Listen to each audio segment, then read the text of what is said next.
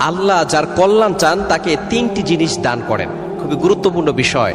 যদি আল্লাহ তাআলা আপনার কল্যাণ চান তাহলে আপনাকে তিনটি জিনিস দান করবেন, এবং এই তিনটি জিনিস পাওয়ার পরে আপনি দুনিয়াতেও শান্তি পাবেন এবং আখিরাতেও শান্তি পাবেন। নাম্বার ওয়ান, এক নাম্বার হচ্ছে, যদি আল্লাহ তাআলা কারো কল্যাণ চান তাহলে আল্লাহ তাআলা তাকে দ্বীনের সঠিক বুঝ দান করে দেন। নাম্বার টু, দ্বিতীয় নাম্বার হচ্ছে তাদেরকে নম্রতা দান করেন।